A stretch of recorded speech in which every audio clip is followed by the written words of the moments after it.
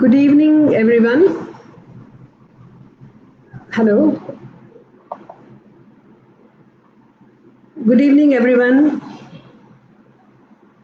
This is my name is Dr. Bhakti Devi, and I'm here uh, thanks to GL Bajaj Institute of Technology and Management for the opportunity to address on this very important World Environment Day all the fraternity and the students of the institute. I'm very pleased to be here today. I hope I'm audible and I'm also visible. So it will be nice if some of you can just put a comment or two, so that it's very hard to get a feedback. That will be good. Great. Good evening. Thank you, Anubha. I know that you can hear me. So. Very pleased to be here, and World Environment Day. What a perfect day to actually address all of you, because environment is my passion, particularly water is my passion. So I just want to start with a brief introduction of myself. So my name is Dr. Bhakti Devi. I'm the founder of an initiative called Urban Water Doctor. And as part of the water initiative, our mission is to help water users in the cities make their own oasis in a water stressed city. What that means is we help water users, we handhold them to become water self sufficient and to reduce their dependence on unsustainable sources of water like tanker water, like bore wells. Bore wells are very unsustainable if you are only extracting water from them. So, and my background is I trained as a civil and environmental engineer. I worked for a while as a process design engineer, designing wastewater treatment plants, water treatment plants, rainwater harvesting system, stormwater harvesting systems. And then I also started helping municipalities, water companies, other businesses to help manage resources, water, energy, waste, etc., in a sustainable way. And to help create policies that can help the citizens, that can help the businesses to become sustainable. So, and I did this. So basically, I have worked for 30 years in the field of water conservation and sustainable water management, and I have worked closely with people working in various aspects of environment. And 25 out of the 30 years, I have worked in Australia. Australia is a beautiful country. It has a very small population. In fact, the whole country's population is as big as Mumbai's population. So they are lucky that they are not as crowded, and they have a beautiful environment. But they also went through a lot of phases where they had pollution, water pollution, air pollution. But what they did was all the community gathered together and created a movement and awareness around environment, and they actually restored their oceans, rivers slowly back to its good condition in the cities particularly, and the effort is still on. So I learned a lot in my working life as a water conservation strategist in Australia. And so in 2018, I decided to relocate to India so that I can apply all that I've learned about environment, about water in Australia, which I can come and apply here in India. So I have been working on this water initiative, which is my passion, which I believe water is a very, very critical resource, which we have not looked after. But moving forward, we can learn a lot from the mistakes we have made and try to create new systems which actually are, correcting the mistakes of the past. So now coming to World Environment Day, it is especially in this year of 2020, the World Environment Day has come to us with a very new perspective, new meaning. given that it coincided with this whole pandemic of coronavirus. And although it started off in a very tragic way, the coronavirus pandemic, but as we saw the days unfold of lockdown, we saw that there are so many positive changes we saw in the environment. The air pollution reducing to a very low level, and as a result of that, you're able to see how clearly we saw the photographs of the beautiful mountains which got covered over for many years, which we couldn't see. We saw the rivers in the cities coming back to clearer, looking more cleaner. And even the birds, people are hearing and looking at and watching birds who had almost disappeared. And what these scenes that we are experiencing at our own level, as well as through people sharing this photographs and videos all from all around the world. It's not just in one part of the in one part of the world, but all around the world. Nature is so ready to respond back to its original if we humans got out of the way. It is ultimately our human activities that have been holding back the nature at its best.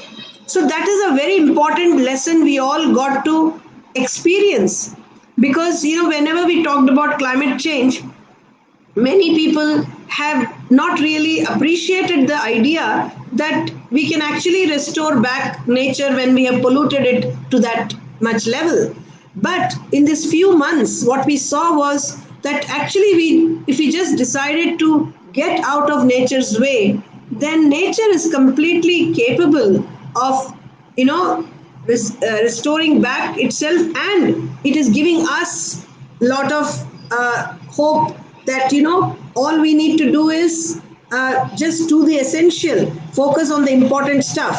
So speaking of the important stuff, for us, all of us, especially those who are studying right now, you all are studying technology, you all are studying management. Jobs is on top of your mind, that what would happen when you finish your degrees. What would your job prospects look like? So let me tell you what I think. First of all, I want to share with you that you are a very lucky generation, that you cannot that you are actually getting this opportunity where you are able to take the opportunity to transform, create transformative changes. And so keeping that in mind, I would like to say that just know that there's this, particularly following corona and all the changes that are happening at our social level, at our environmental level, what is becoming clearer to many businesses is that you cannot have environment as an afterthought. Environment has to become part of our business part. It has to be embedded within the business model, and it cannot be done as a favor, that you're just doing some activity for the purpose of CSR or for your corporate sponsorship. So that awareness is really growing, and people are appreciating the fact that without environment we can't exist, and we never had that experiential way of learning it. So this time it has been a very experiential way of learning that environment is so important for the business. So this the jobs within environment, within sustainability, are only expected to grow, and that is something very important to keep in mind. And secondly, I would also encourage you, because it is also the age of entrepreneurship. You are very fortunate that you are in an age where entrepreneurship is being nurtured, is being appreciated. So, and you have so much available out there to learn about the entrepreneurship.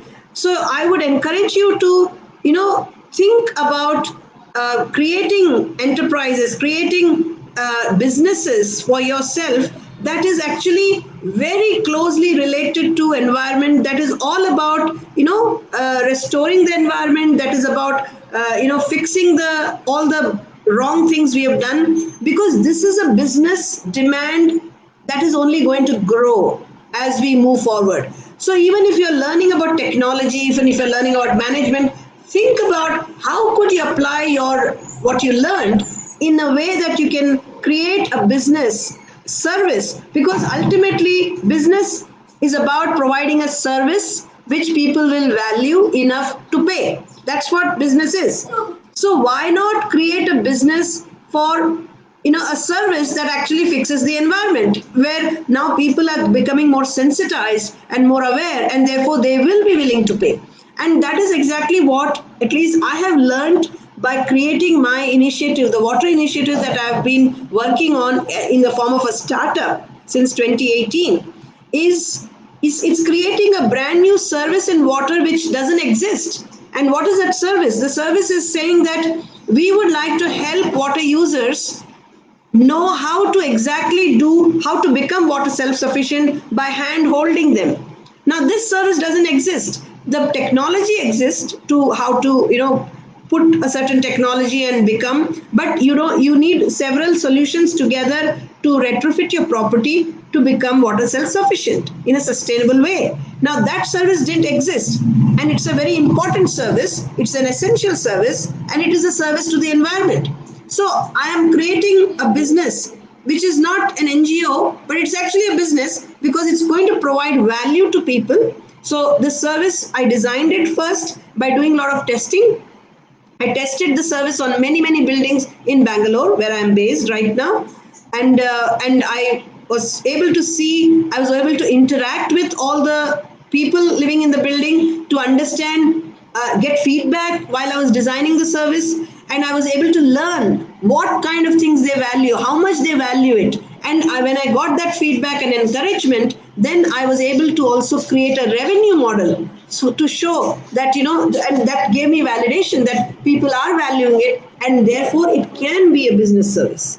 And this is what I would encourage all you young people to do, that think about a problem in environment and find a solution to it, by engaging with the people who you are going to serve, because it's very important. People are a very important part of the solution. You must involve them, you must get feedback from them, and create a service which actually fixes the environment, and that's your business. Why should you not? And that is the kind of jobs and businesses that are going to outlast, that are going to be there forever, because whatever happens, we will always need water, we will always need the environment, we will always need the natural resources. So this is my key message for on this World Environment Day. And of course, this World Environment Day of 2020 is the theme is biodiversity, which is extremely, diversity is such an important aspect in every facet of life.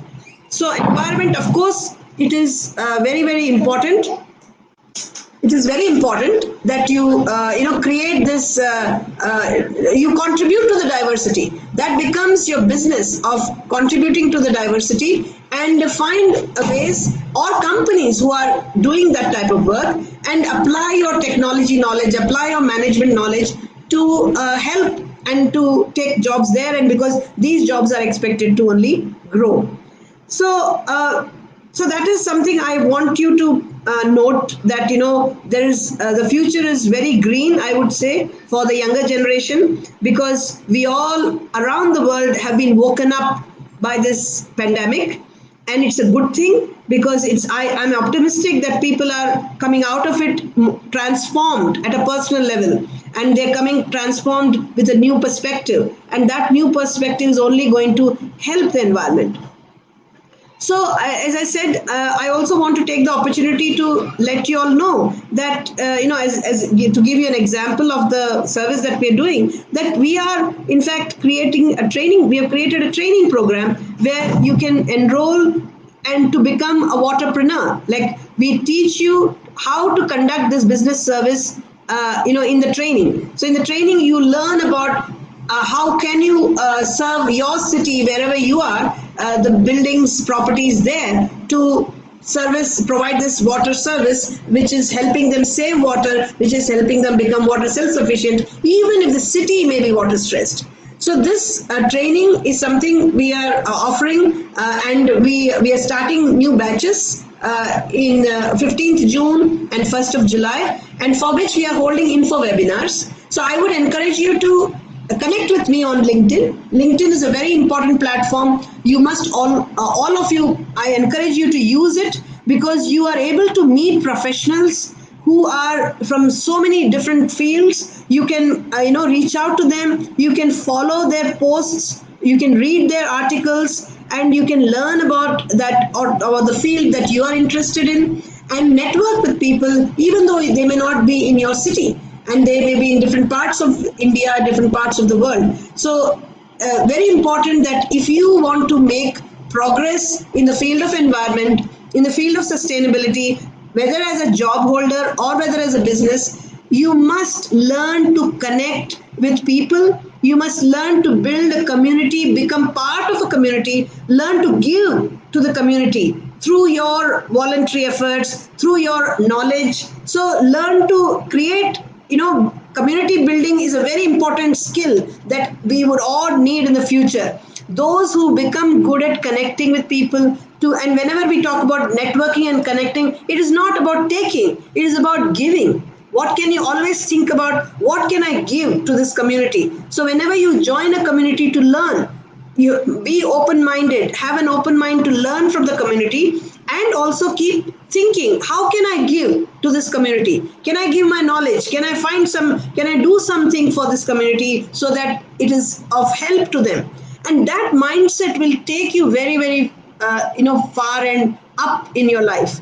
Because when we talk about environment and sustainability, you cannot do without connecting with the people. We have to directly engage with people, and many of the problems today we are having in the environment is often because we have left the problems to be solved by the infrastructure. We think we create infrastructure and we can solve the problem, but technology and infrastructure alone can never solve it. If you keep the people out of it, then you have lost the cause, because as people, we are part of the environment. So if you want to make good progress in the career as environmental and sustainability field, then just know that it's very important to become more people friendly. Learn to, if you're lacking that skill, that's okay, recognize that skill and practice it. There are many opportunities you can find to practice your people skills. You also have to, very important, to become emotionally intelligent, which means it's not just about knowing things, because we can always Google information these days. So having knowledge as an information is not sufficient. We have to become critical thinker. We must become learn to take the information and make sense and understand what does it mean. Therefore, why, how can it be useful in solving a problem? So critical thinking, problem solving, that type of thinking, as well as emotional intelligence, means to learn to work with people of all varieties, to be open minded, and accept people for what they are, and not to be stuck with, I want to only work with this type of people. Because we are a diverse community, and diversity, as I said, whether it's in environment, whether it is in people, that is what gives strength, and that's what gives richness to a community. So it is very important to be able to connect and build community with a variety of people. So I think with these few words of advice based on my personal experience, I hope you can take that, and it will help you guide the course of action following your studies. So I might pause here, because it is not very often I like to do this one-way communication, which is what Facebook Live makes me do. That I would more encourage interactive communication. So I think we have some enough time. So I want to take a pause, and I want to take some questions on the comments. Please put your questions, and then we can talk. And also, you may have a comment or a question, please put that, and so that we can take this conversation ahead. So I hope that helps. So I look forward to, on the comment section, I look forward to your comments and questions, so we can discuss them in the remaining time.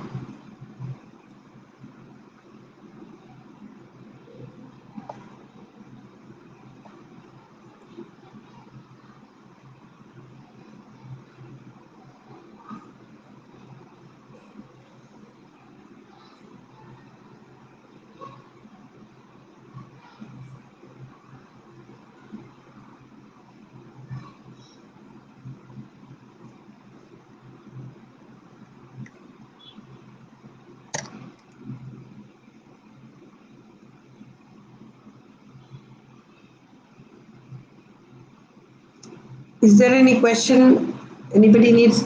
I'm not sure if.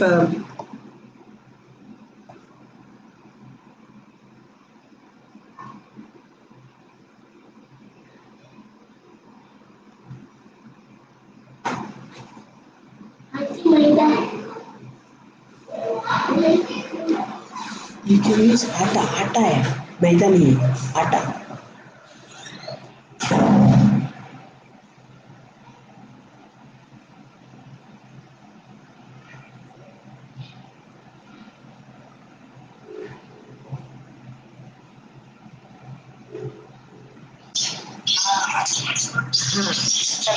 Yes, is there any question or comment? I'm waiting.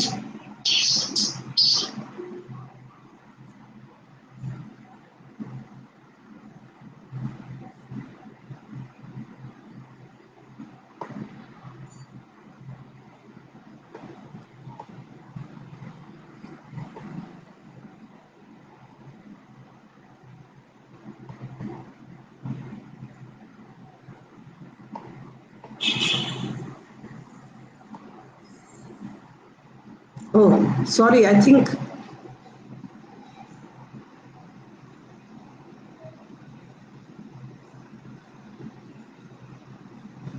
Okay, the comments, it took a while before the comments came. I'm able to see them now because earlier I couldn't see. Sorry about that. So I have a question. Um, what do you think are the top three environmental health issues in India? What is environmentally sustainable economic development? Okay, so top three environmental health issues. See, I mean, in environment, we can never fragment things, but if you had to prioritize, because everything in environment is interconnected after all.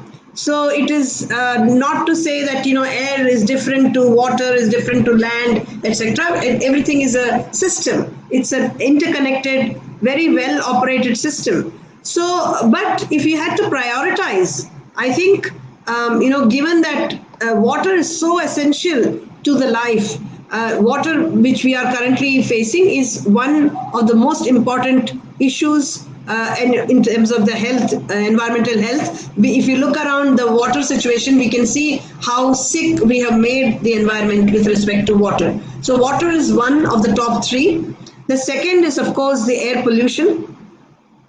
And third, if I have to really say, I would like to identify people's mindset, even though we are not looking at it as, because we are part of the environment. We should never forget that we are the part of environment. So let us not forget that we ourselves have become in our mindset quite sick, the way we make our choices. So I would include the human mindset towards environment as one of the top three environmental health issues.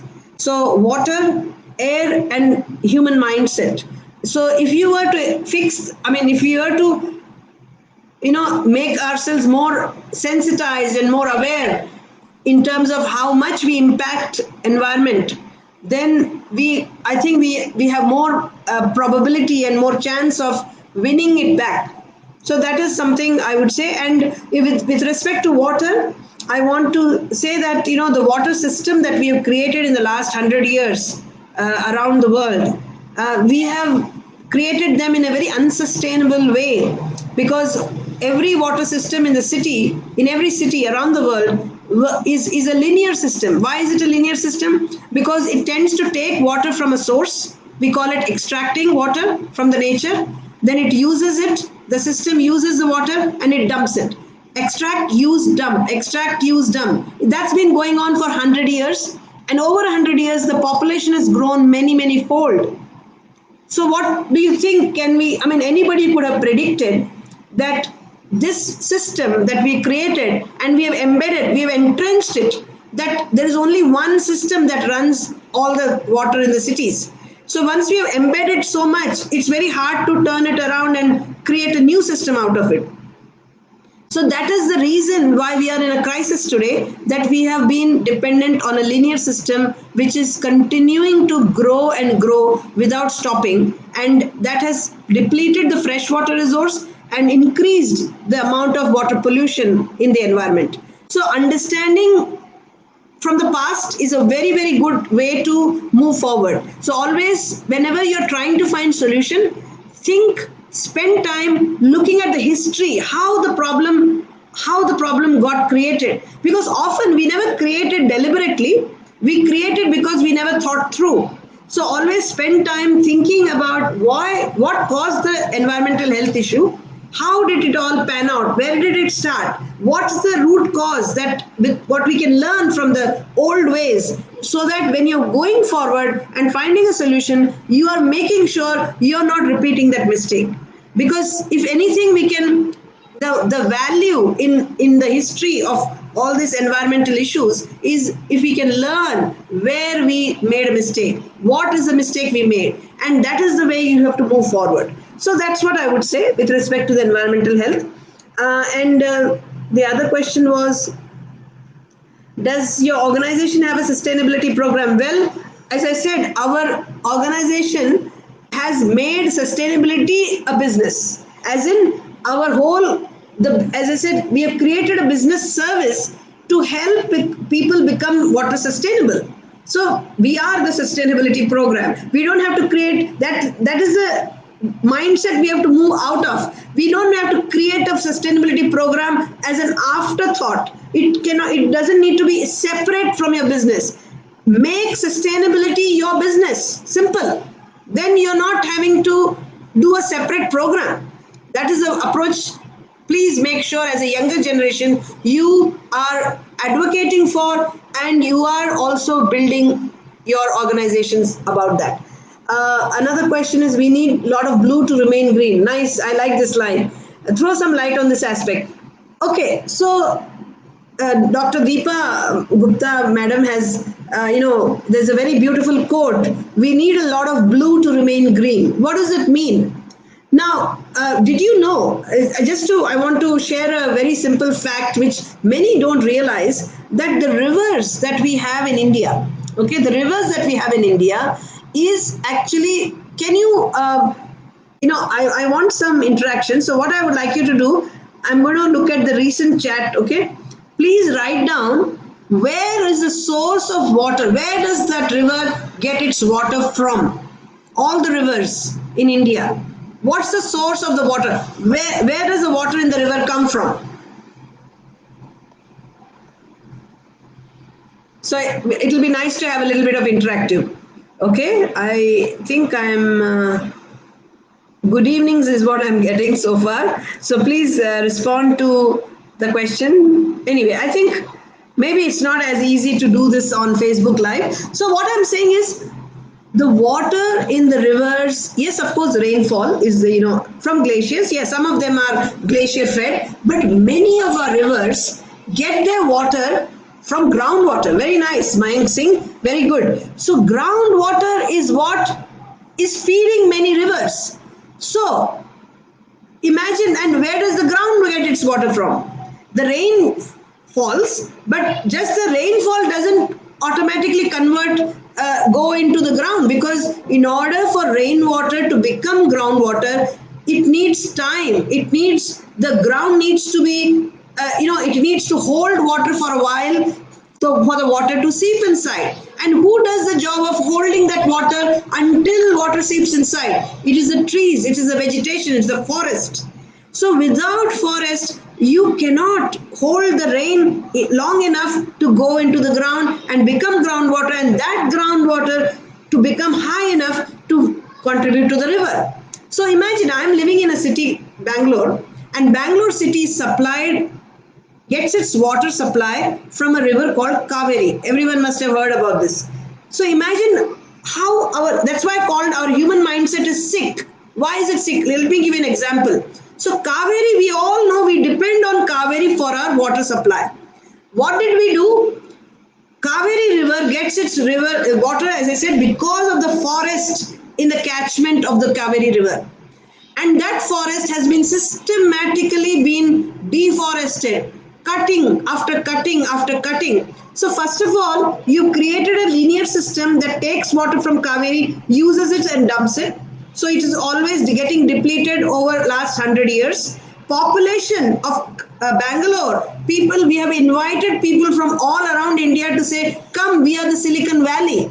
So you knew that population is growing, but you are on a linear system which cannot grow, which can only deplete your Kaveri water. Fair enough, you've done that. On top of that, you've depleted the forest, which is again contributing less water to the river. So this is what has brought the water crisis in Bangalore. Bangalore is the first city on the list. Every city is in the queue. Same story with every city.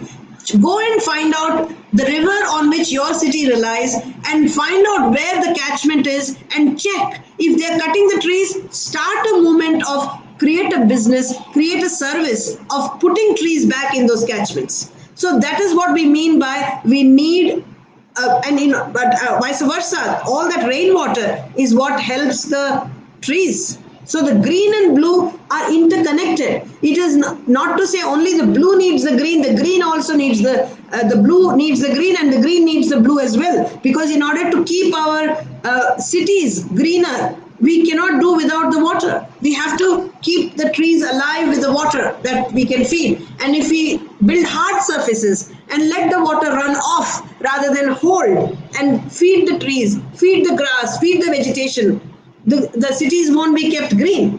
So as you can see, then in the natural catchment, the green is what contributes to the blue. In the cities, the blue is what maintains the green. So it's a cycle. It is an interconnection. It is an interdependence that we learn from nature. So we have to learn from nature that it is not about only take, it is also about give and take. Everyone has to give and take, give and take. So that is very important, and that's what that sentence means. And the other comment is how to foster, Dr. Mukul Gupta is asking, how to foster ecological innovation and eco-innovative entrepreneurship among new generation. Very nice question. I love it because, as I said, I'm very, very passionate about helping young people to take up ecopreneurship as a choice of career. So you can create your own job. You can create jobs around eco initiatives. So the question was, how can you foster it? Well, in order to foster an innovation, an entrepreneurship around eco-innovative, firstly, you have to start internalizing how important environmental, imagine a service that a tree provides. It provides, there's so many services it provides, ranging from cleaning the air to holding the water to providing its resource, all that. So you can imagine that, this is what we are not putting value to it. We have not put value. We have just kept it as, something, an externality. That is the wrong thing we have done. So now what we want to do is to, once we internalize how valuable environment is, once you believe and you are convinced, then that is the first thing you need to foster that culture. To become an ecopreneur, you have to first really appreciate at your personal level the importance of environmental service, the service that water provides us, the service that clean air provides us. Once you start appreciating and spending time reflecting on it, you will be inspired to come up with some initiative that actually creates that as a service that allows us to protect the air, protect the water, that type of things. For example, I also mentor ecopreneurs, and in that there are young people who have invented machines that can solve the waste problem, that who have invented machines or technology that can solve the public, the whole it is a transport system that has contributes to a large amount of pollution. So they are creating sustainable options for transportation and mobility. So once you focus on a certain environmental problem and find the problem that really fires you up because you started to convinced about it, then all you need to do is keep reflecting, keep meditating on it, and the ideas will come, and then you'll be able to slowly work on how to turn that idea into a viable service. Because in today's day and age, we need a service that is about fixing environment. And we, as people, have recognized it enough.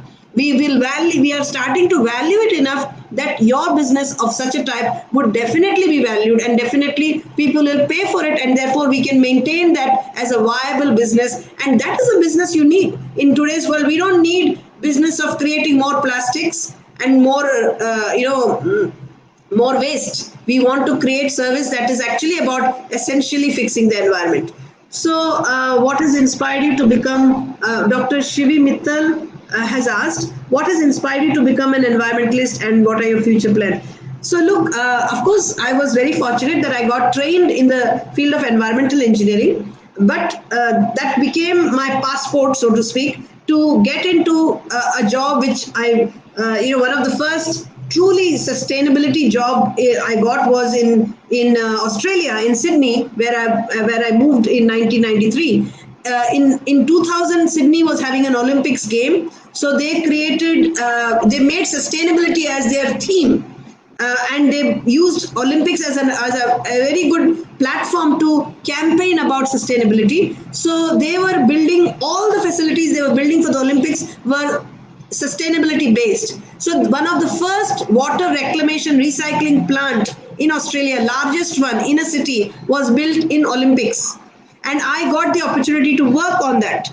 And because they were always talking about sustainability, I was learning on the job, not just about my own technology I was applying, environmental engineering I was applying, but I was also learning about sustainability. And that is where I started to become more and more aware of this interconnection. Because to be honest, my degree in civil engineering never exposed me to that. But my job exposed me to that, and that is what inspired me to continue in that space. And my future plan is that I'm working on my Urban Water Doctor initiative, where we are helping people to create their own oasis in a water stressed city. And my future plan is that all cities learn, we are able to spread this initiative to all cities, because right now we are doing it in Bangalore, but through the entrepreneurship training program that we have, we are attracting people from other cities to join this training program, and they can provide that service in their city. So that's my future plan, is to make it very normal for people in all over India, in cities, to know that we can be water self sufficient. That should be a normal thing. And in fact, not only that, that we do it so well that we can teach the world how to do it. That is my ambition.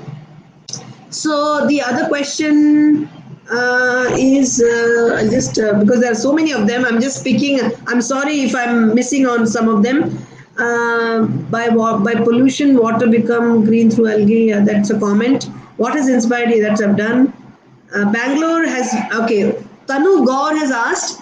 Bangalore has been a victim of foam crisis in its rivers.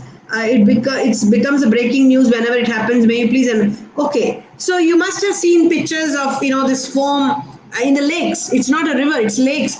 And as I was talking about Bangalore previously, that how sick we are in our mindset, that as collective humans we have taken actions completely opposite to our benefit. So as I said, we have been deforesting Kaveri catchment. We have been creating a linear system to supply water that has been depleting and creating pollution. The third thing we did with Bangalore is Bangalore had 1,000 lakes. 1,000 lakes had been built over time in the past, and they were all collecting rainwater and recharging groundwater. And what did we do? Because we wanted to build a Silicon Valley, we made hard surface on top of the lakes to sell it to real estate, to create great tech parks. And that is completely sealed the future of water, that you cannot make any groundwater anymore, and groundwater is also depleting. And then what we did on top of that, we have no control on what gets into the remaining lakes. Few lakes are remaining, many have been covered over. About 40 lakes we believe are still there out of 1,000 lakes. Okay, those 40 lakes also, what do? We completely let anybody discharge anything into that lake. And that lake has become a dumping ground for many industrial waste to come in trucks and just dump it.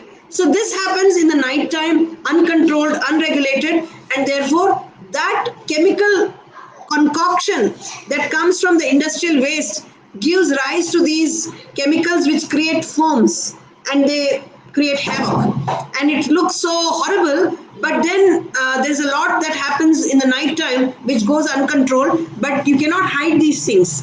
Nature has a way of showing what has been done to it, and therefore that is the reason for that site, you see. But that's why I see, out of the top 3 environmental health problems that we should focus on, one of them is our human mindset towards environment, that our sickness has to go about appreciating, protecting environment is our job. We are custodians. We should be responsible of looking after it, not to destroy it.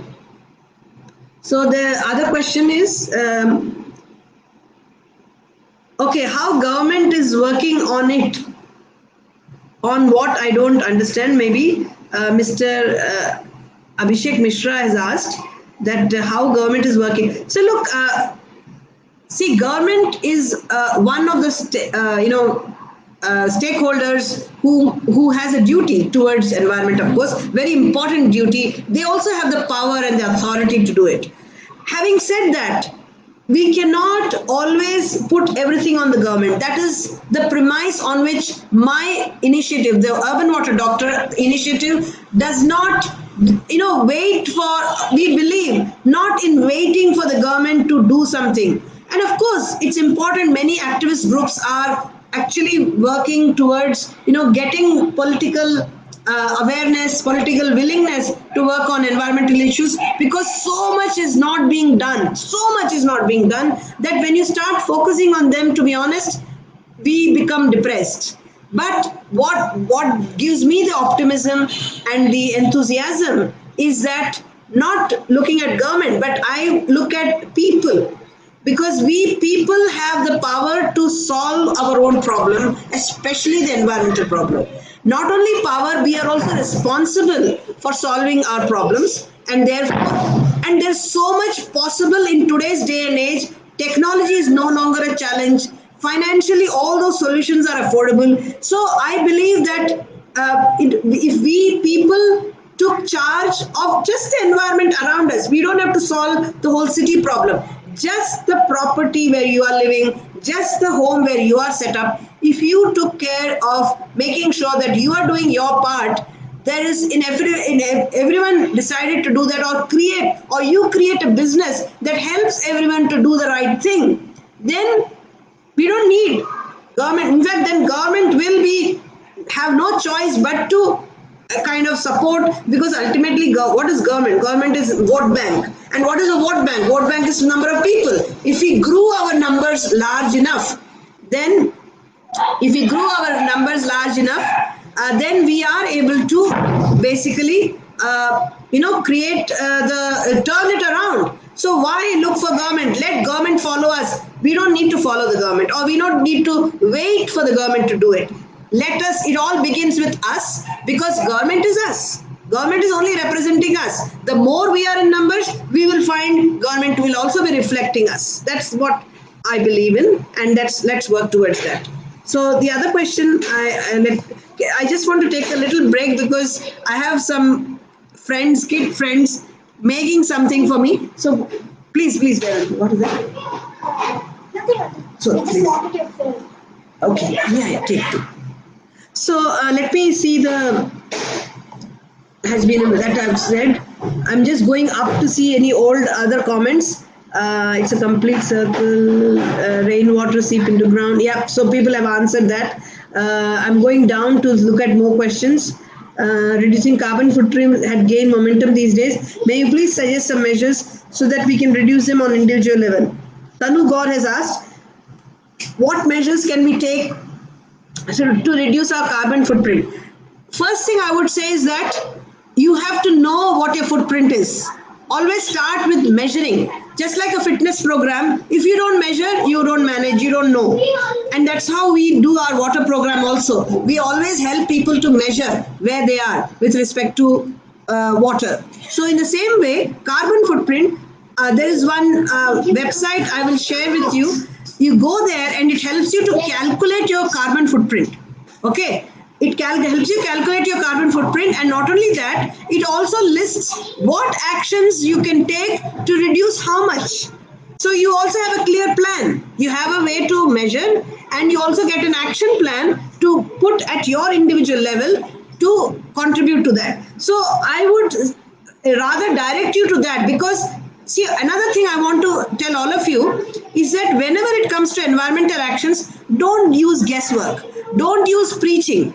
Preaching and guesswork should be out. You should be scientific, you should take measurement, you should be very clear on why am I doing this action, what am I going to get, how much am I going to get.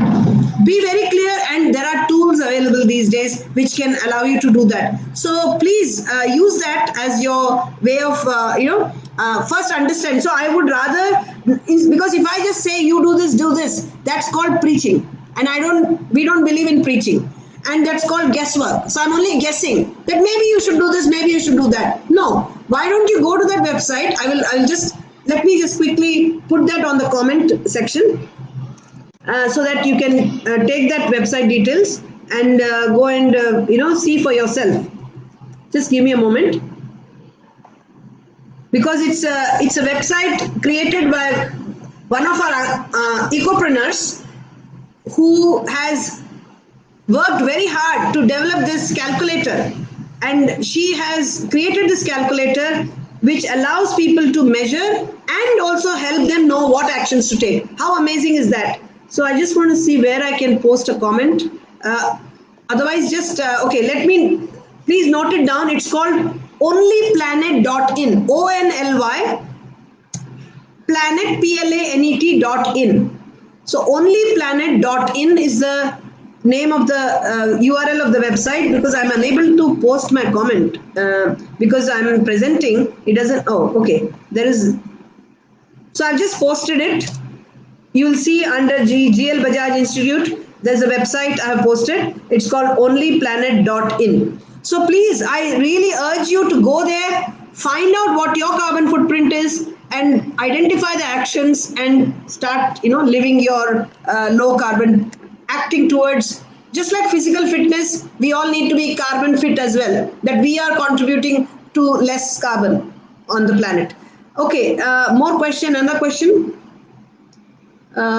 What is your suggestion in the context of NCR of Delhi pollution, about pollution? I don't think I understood the question. I didn't understand what do you mean by context of NCR. I'm sorry about that, but let me move to other questions. Please give me a moment.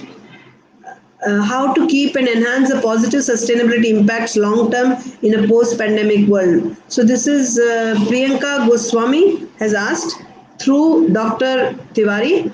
How to keep and enhance the positive sustainability impacts? Yes, so I think the question is very valid, that we have seen such good impacts that can happen when actually we do nothing. When humans are sitting at home, we are doing a service to the environment. So I think the way to maintain or enhance that positive sustainability, as I said, we all are going to come out of this pandemic transformed at a personal level. We are learning so much about values of slowing down, of spending time with family. Even though we are distanced from our other community, we are still engaging a lot, like we are having these type of conversations. So I think all of that, I trust that is going to make a lot of impact on many people, enough people that when they come out of it, they're going to think differently, they're going to act differently, they're going to reorient their business, they're going to rethink about their lifestyle. So all that is going to be, we should trust that will happen, because even though as humans we are prone to making mistakes, we are also quite, we are able to see when life becomes threatening, because that's what pandemic did. It put our life into dangerous situation, and when that happens, we are known to act. We are known to act for the sake of our life. That's how we are built. So thankfully, this corona came with the threat to life and showing us how positive things can happen when we do things in a different way, or when we slow down. I think I would rather rely on that, and I totally believe that's going to happen. So that's my answer. Other questions, beyond just reducing the use of plastics, what can we do to play a role in wider waste plastics recovery. Okay, so look, I must say, if you start looking around, there are so many groups, so many businesses, so many NGOs who are really tirelessly working towards these causes. So I would suggest that look them up. LinkedIn, go to LinkedIn. As I said, LinkedIn is a beautiful connection community, professional community. Ask people, find the best in that group, like, find out who is the best NGO or the NGO in your city who are really working on this problem.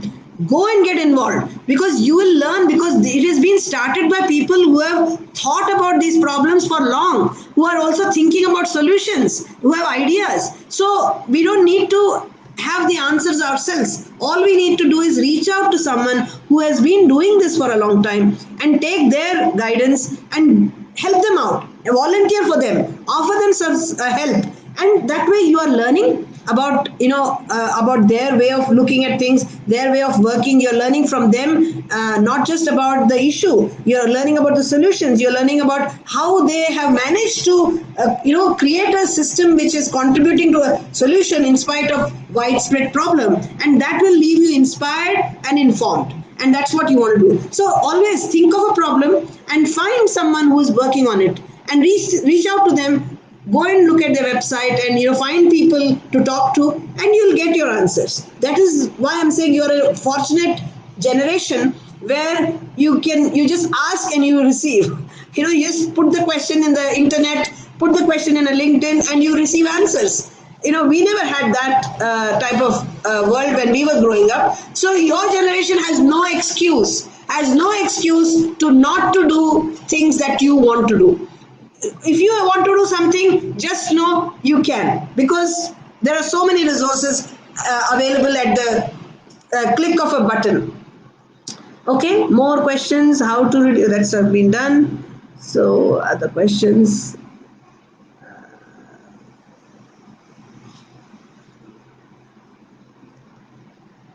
So, as I said, what little things you suggest for the young generation to protect the environment? I would say, please connect with your local environmental groups. Every city, that's the beautiful thing about India. As chaotic as things may look, outside look gloomy, but let me tell you, we in India have so many groups working tirelessly, relentlessly, with very limited resource on solving these problems. We have the best of the groups are there, and every city has got one individual, one group working on it. Find them out and go and start helping them. That is the best thing to do, because you must become part of your local community. So if anything I can leave you with at the end of this session, please go and find the local environmental group in your city and get involved. Action is the only way you can start to think, because by taking action with the help of someone who's already doing it, that's a very good start. Always start there, and as you start doing your action with them, more ideas will come, more awareness will come, and that is how you want to grow. So you don't need to create something from scratch, because someone is already doing. Start from there, and don't that way you are getting a head start. And so do that, please. And in today's World Environment Day, this one action, all of you, I would like you to do: find a local environment group in your city and go and contact them. Reach out to them and say, I would like to volunteer. What can I do? They may have a page also. On the page, they may say, if you want to volunteer, write to us. Please do write and get started. That will be a great start. Okay, what else? We've got 6 minutes before we close the session. So let me see. I'll keep moving down. Cyclone and earthquake are side effects of lockdown, because so someone has asked, Mr. Mishra has asked that do you think cyclone and earthquake are side effects of lockdown? Now see, environment is an interconnected world. We are living in a very interconnected web. Everything is connected to everything. So you can always create something happens and some effect will happen. I don't think there's a direct link like that. I wouldn't think so. But if you really put your mind to it, you can find the connection. But then what is the point of that question? What are we going to, are we saying that, lockdown has created cyclones, but lockdown has also resulted in many other good things. So let's focus on that, because, we can never, it's such a complex world that we are living in, complex planet and complex environmental system that all we need to do is to focus on how to get the positive outcome. And yes, there may be some things that we may not be able to predict, but let's work on what we know and keep moving, and just go with the emerging, whatever emerges, it is going to be a good thing. um, any other question? Nature don't depend on we people, but we, exactly, that's a good comment, Dr. Tiwari. I know we think that we have to save planet, we have to save the earth. No, nature is actually helping us, it is there for us. So it is our responsibility and in our benefit, our selfish benefit, that we protect and we preserve the nature.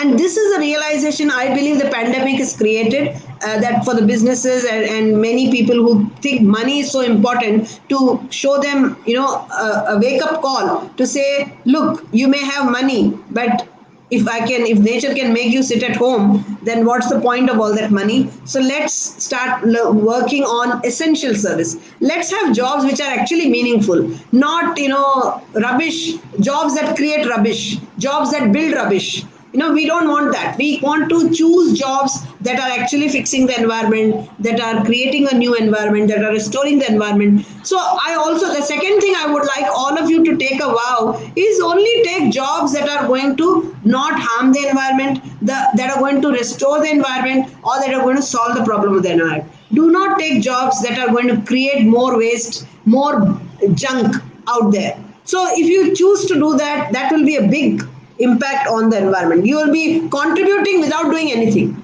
If you want to contribute without doing anything while you're still thinking, just don't say no to jobs that is going to create trash. That's it. That's what I'll say.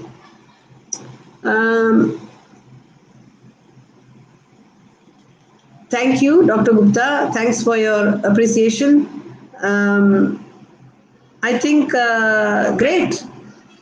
I think we are almost towards the end of the session. It's been my pleasure. It was nice to get those very interesting questions. And if all of you want to contact me, please connect with me on LinkedIn. That's the best way. You get to learn about what I'm doing. You can also write to me there. And then I can also share with you about our Waterpreneur training program that if you are interested, you can join.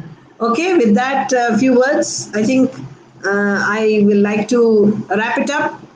And the last 2 minutes, please let me know, what you took away from this talk. What is it that you are planning to do at, as a result of what you heard? Write down. We got 2 minutes. I'll be happy to see if some people have made some, it has provoked them to take some action. Please write it. Thank you. Thank you, Dr. Mittal.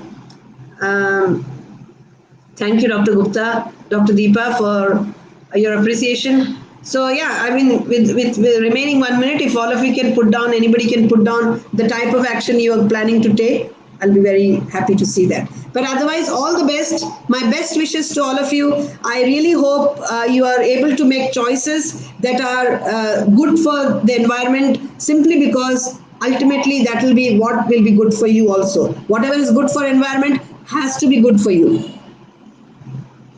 Thank you. Thank you, Dr. Dubey. Thank you, Akanksha. Thank you, Anshu. Thank you, Sanjana.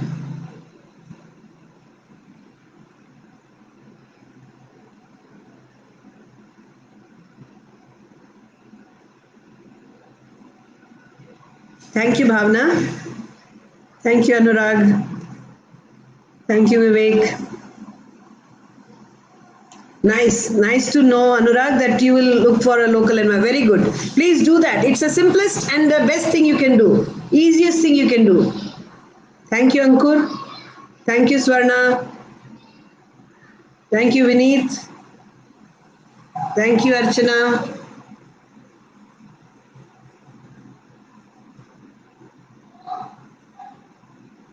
Okay. I think we've come to the close of time. So good luck, all of you. And I hope all of you are contributing to the environment.